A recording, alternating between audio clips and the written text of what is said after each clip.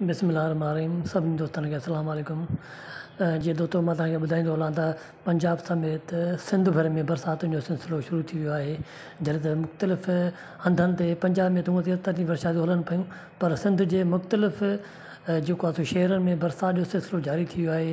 जॾहिं गुज़िरियल 2 ॾींहंनि में सिंध जे मुख़्तलिफ़ शहरनि ठट्टो, बदीन, सखर ऐं ॿियनि केतिरनि इलाइक़नि में तरीन गजगोड़ी खिवण सां बरसाति पियूं। जॾहिं त जैकम्बाद जे कुझु इलाइक़नि में ॻड़े सां बरसाति ज़ोरदार बरसाति पई आहे। जॾहिं त अॼु खां 19 तारीख़ ताईं सिंध जे कराची, हैदराबाद, ठट्टो, मीरपुर ख़ास, बदीन, सखर ऐं ॿिया पूरी सिंध में तेज़ तरीन बरसातूं ऐं तूफ़ानी बारिशुनि पवण जो इम्कानु आहे। ऐं अॼु बि तमामु अपडेट तव्हांखे ॿुधाईंदा हलूं त अॼु बि तमामु तेज़ तरीन बारिश जेको आहे पवण जा इम्कान ज़ाहिर कया विया आहिनि। जॾहिं त कराची में बि तमामु तेज़ तरीन बारिश पइजी सघे थी।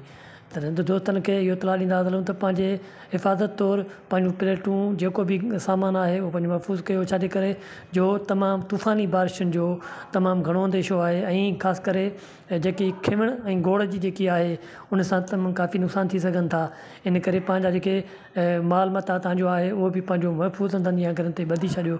ऐं ख़ासि करे जेके प्लेटूं पंहिंजो तेज़ तरीन जेको आहे तूफ़ान अची सघे थो, उन सां काफ़ी सारा नुक़सान थी सघनि था। त सभिनी दोस्तनि खे जीअं अपडेट थींदी रहंदी तव्हांखे अपडेट कंदा रहंदासीं। ऐं उन खां पोइ जेको ॿियो स्पेल आहे उहो बि 22 खां जेको आहे सो 25-26 जेको आहे जून ताईं तेज़ तरीन बारिशुनि जो स्पेल अची सघे थो। सो इहा जीअं अपडेट मिलंदी वेंदी तव्हां दोस्तनि सां आगाह कंदा हलंदासीं।